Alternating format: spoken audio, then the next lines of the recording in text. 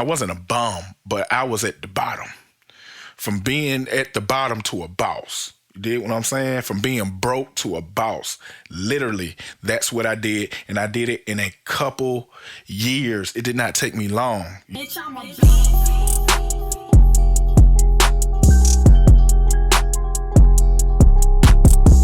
What's happening? Yeah, back with another video. But this video is gonna be nothing like none of the other videos I've done. This actually is a pivoting moment for Uncommon Sense. It's a big pivoting moment. And literally, I mean that in every sense of the word. We are finna take a major shift in the content that is getting done on Uncommon Sense, man. I appreciate everybody who's been locked in, all the subscribers, the Uncommon Sense, and all the type of content I've been bringing y'all. Y'all know what I've been doing. You know what I'm saying? Revealing the cap. I've been doing that for a minute.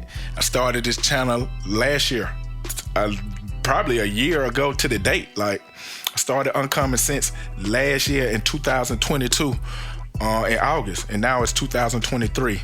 And it's been a cool year. I've not been on this channel in 6 months, my guy. You dig what I'm saying? But I'm finna explain all the reasons why and the reasons why that I'm pivoting. We're changing the content, man.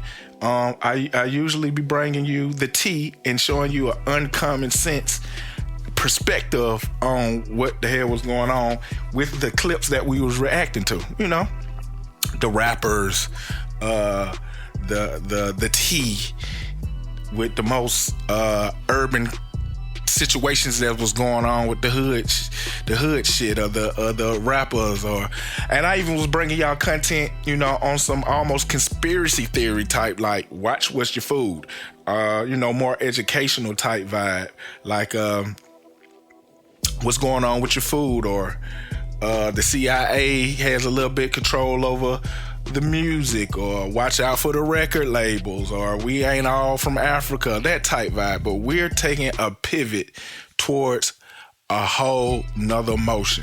So I appreciate everybody and anybody that ever tapped in with Uncommon Sense, man. It's been great. We shot to the top like real fast, got monetized. That whole thing was a great experience. But let me explain why. For one, I took a 6-month break, and why we are changing the content. Okay, let me explain. First of all,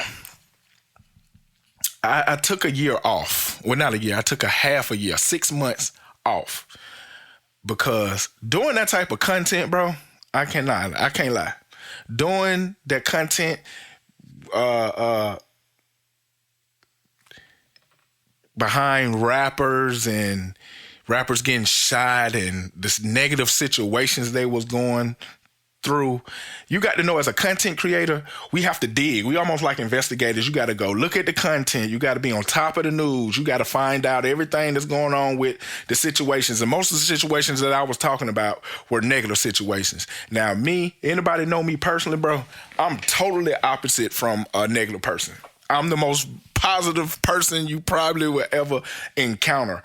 On my mama, I'm one of the most positive people that you ever would come in contact with. That shit was taxing on me, bro. It was taxing on my mental. It was taxing.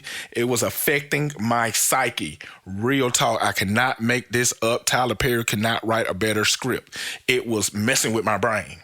Real talk. I couldn't take it no more. It's like, I am tired of talking about all this negative stuff, because naturally, that's not me. I picked that niche because I thought it was a cool niche at first. You know what I mean? It was, and it still is a dope niche. Shout out to anybody who does that type of content. Not knocking you. But for me, I can't do it no more. It just was taxing on my psyche, man. It made me feel some type of way. Like, make my brain foggy. You know what I'm saying? Constantly had to stay on top of that and talking about the bad things that was happening to people and rappers. And I'm gonna be honest with y'all, I do music myself, bro, but I honestly don't care. I don't care nothing about no rappers. I don't care. You can ask anybody that knows me personally. I don't care nothing about no rappers, man. I think rapping and rappers and all that is just rapping in general is one of the most dumbest business models that you could be a part of if you're not doing it independently and then coming up with your own just making your own move on that, like being independent and selling your stuff independently. If you're going with record labels and all that, if you go watch the older content, you already see my where my mind at when it comes to that. It's just dumb to me. But I had to get away from the negative. I had to. It was just so taxing on me. Second thing, the second reason why I took a big step back from that is because I've been real busy with my business. If you don't know this is what this video is about, besides me explaining why I've been missing and the pivoting move, I've been real busy with my business. You can go check my socials here. I'm a tattoo artist. I'm an artist in general. I do paintings, murals, and I mainly do tattoos. And I scaled my business from where I was at to a super nice shop that's inside the mall in the city. And I'm the first person in this city to put a tattoo shop inside the mall. Yes, thank you. That was a major move for me. So that took a lot. It took a lot of time. It took a lot of money on. And then that's my passion. Like my passion is being an artist and being an entrepreneur, because those are two different things.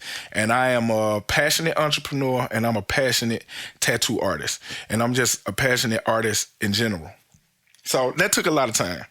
And I'm just getting back to the point to where now the shop is open. I'm settled. Things are moving smoothly. And I can get back to my content creating. But I'm kind of glad that I stepped away. I'm more than glad that I stepped away.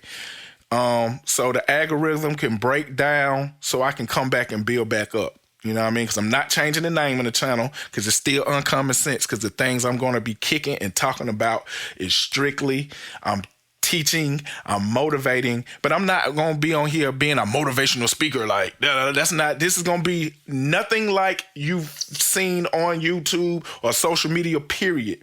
I promise you, I'm here to strictly help you get from grandma couch to greatness. That's what I'm here for, bro. I promise you.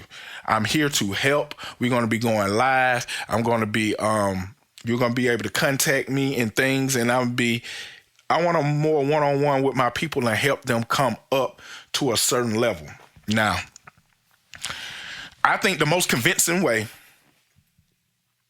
that I can help y'all is be convincing. And I'm not selling no dreams. We still on here revealing the cap, but we're revealing the cap in a different way. So I will show you how I did it and what I'm doing. And that's the whole point in this video today. Like, I'm really here to show you how I went from I wasn't a bum, but I was at the bottom. From being at the bottom to a boss. You dig what I'm saying? From being broke to a boss. Literally, that's what I did. And I did it in a couple years. It did not take me long. You know what I mean? So I'm here to give y'all a little backstory on me. Z. Everybody call me Z. You know what I mean? My name is longer than that. My name don't even start with a Z, but everybody call me Z because it's kind of complicated. And that's the one letter they picked out that they knew they could say. So, let me just give y'all a little backstory on me. Like I was just saying, I'm an artist. I'm a creative soul. I love to create. If it's just content, drawing, producing, rapping, I just love to create. I'm a creative soul. And everything I always created, I always had a certain level of success. And I always try to build off that, you know what I mean? And keep scaling my business. So, that's pretty much how I spent my life, being creative and building off that. I was in newspapers and news and winning awards ever since I was a little kid with art and being creative. I used to get voted most talented all the time, every year in school. Even in high school, I was winning awards. As an adult, I've been winning awards and stuff just from being creative and getting a lot of recognition from that. But something weird happened to me, round about 2014, really hit me in 2015. For some reason, I just went down. And I know one of the reasons I went down because I was involved in a lot of things that shouted just wasn't healthy for my emotion. Like I was just doing, I ain't gonna lie, I did some illegal things. I was moving, the pack, you know what I'm saying? But, and things of that nature. And I was distracted, shawty. I was really distracted, man. I was not tapped into my artistic side and just doing a lot of other, we gonna call it worldly motions. You know what I'm saying? I was caught up in that. I was rapping. I had motion with the music. You know what I'm saying? I'm messing with a lot of different females. I'm on the Zans. I'm living life. I had my own studio. So I had old school cars on 24s, 26s. I was doing things of that nature. I was turned, bro. I was getting money on. So I was just on a different level, but I was not paying attention to my artistic side. I was just doing whatever probably what most of y'all be doing.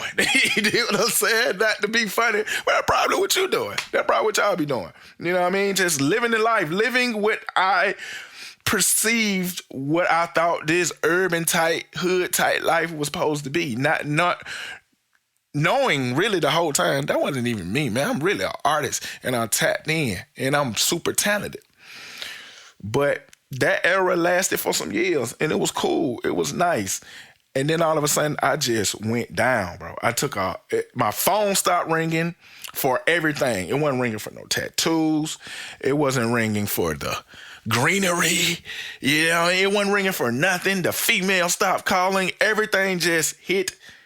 I nose down. I'm talking about off the tallest diving board, straight into the deep end. Like, I don't even know what happened. So when I looked up, there wasn't nothing moving. And I couldn't figure out why, because my whole life, like I said, I was pretty much used to being King Midas. Everything I touched turned to gold, either if it was from art or when I was just out there in the street, outside, just doing whatever. Everything I touched always worked, but for some reason around 2015, it just started going to the pits, man.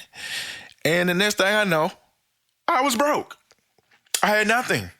You know what I'm saying? I had to move back home with my Dukes on my soul. Shout out to my Duke, man. You know what I'm saying? They stole my old schools. I had two old schools, one on 24s, one on 26s. I had a SS Chevy that I loved. I loved it so much. I got the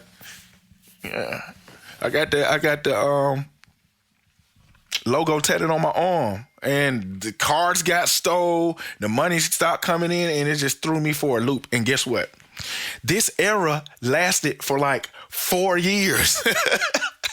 It lasted for like 4 years. That's no cap, bro. I was broke for 4 years. Since I jumped off the porch, I've been making money. You know what I mean? I've been making money since the age of 15. I started doing tattoos at 15. So when I jumped off the porch, all I knew was getting money. I never had a money problem, bro. I owned my first business at the age of 21. You dig what I'm saying? And I always just came in contact with money. It never was a problem for me to get money through my talents. But for this particular reason, it did. It was like I was repelling the money. And some of y'all could probably relate. Like, I just could not get a good grip on life for some reason. So I end up having to get a job because guess what happened in these 2 years? I had 2 more kids. I already had a son. I had 2 more kids. You dig what I'm saying? I had 2 more kids, 2 little girls. I only had a son at this time. So I had 2 more girls during these 4 years of just being broke. So, of course, I always say it, and anybody should do this. I suggest anybody do this. When you're down and out, what most people do, go get a job. Now, you got to think, my job history ain't that deep because I always been getting money through my talents and being an entrepreneur. That's all I knew. So the job I got wasn't talking about Nathaniel, man. It was talking about nothing. Guess what I was? Yeah, you guessed it. a janitor, man. I was a custodian, cleaning up a church at that. How funny is that? You know what I mean? Yeah, I started that journey. I probably got that job in like 2015, the end of 2015. So I was cleaning up, I was a custodian, and I was only making like two something a week, bro. Yeah, I was making like basically $200 a week. No more than $250. I don't even think it was $250. It was less than that. And it was just hard. So, but I did it.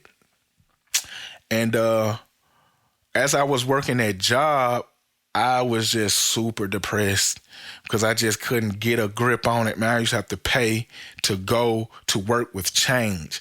And then it costs to go to work. You got to drive a car, which was my baby mama car. I did not have no car. You know what I'm saying? I was paying with change to get to work. I was barely eating anything because I had no money because I only get paid $200 some a week. But it was a job. And then all my money went to bills. So basically, I was working to exist. And then one of the worst positions you ever want to be in. And that's probably the position most of y'all in, working to exist. And I'm going to be here teaching you how to get out of the pits and what I did. But like I said, I'm here to give you the backstory to let you know I get it. I'm right here with y'all for whoever's in that position. I get it. But I'm here to show you and teach you and motivate you to get to higher and upper levels. So, yeah, I'm broke. Got no money. Kid on the way.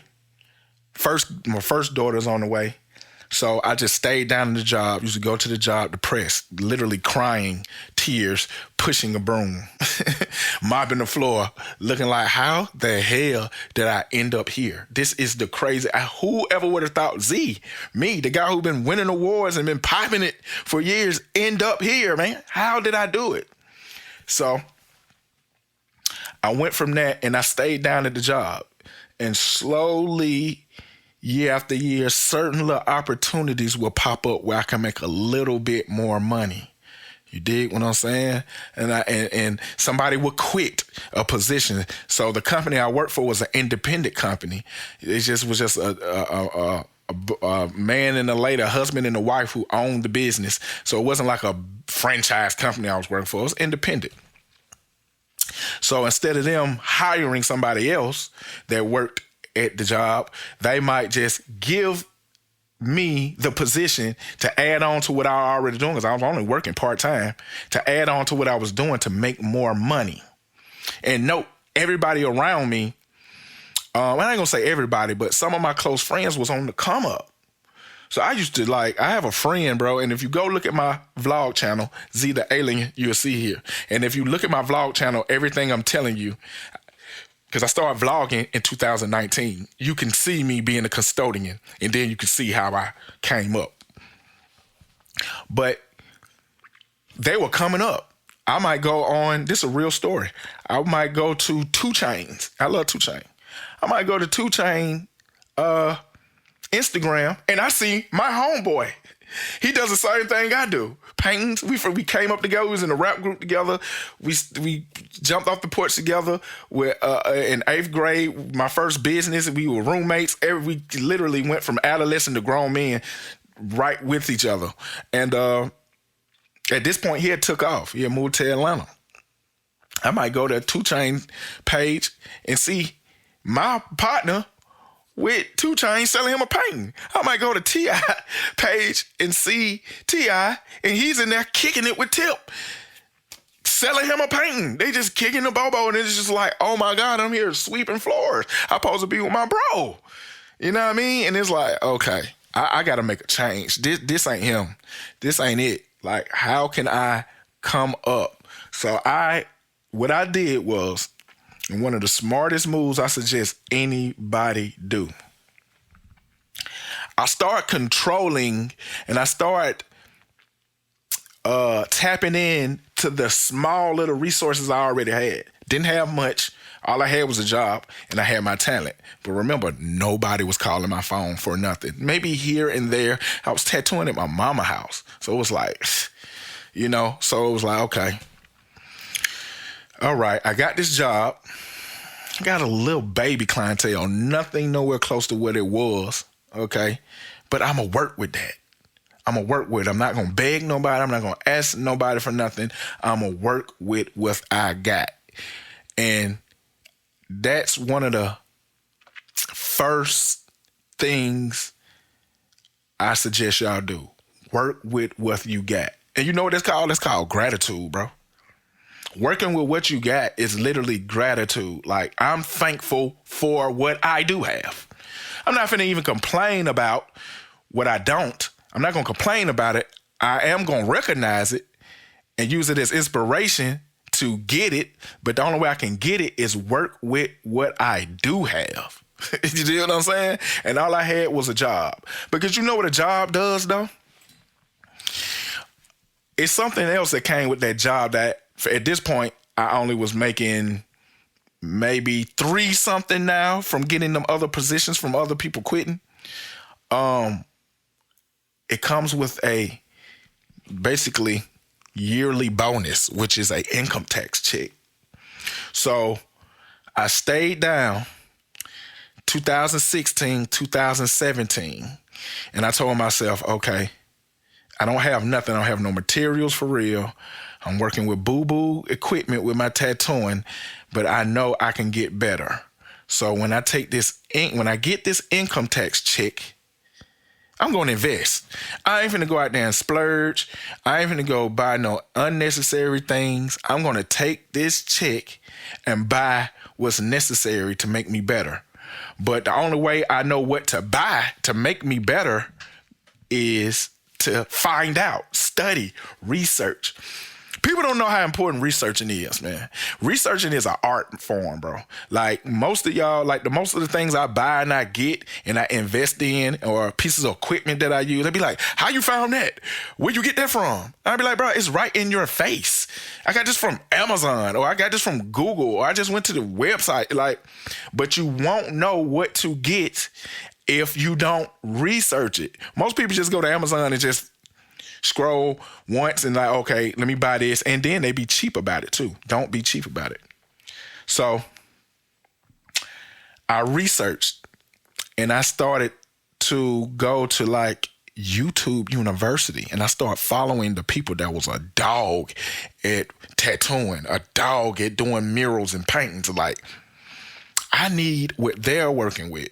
I see my bro got these paintings. He's selling them for $15,000, $20,000, $50,000. I'm like, dang, bro, going off. What is he working with?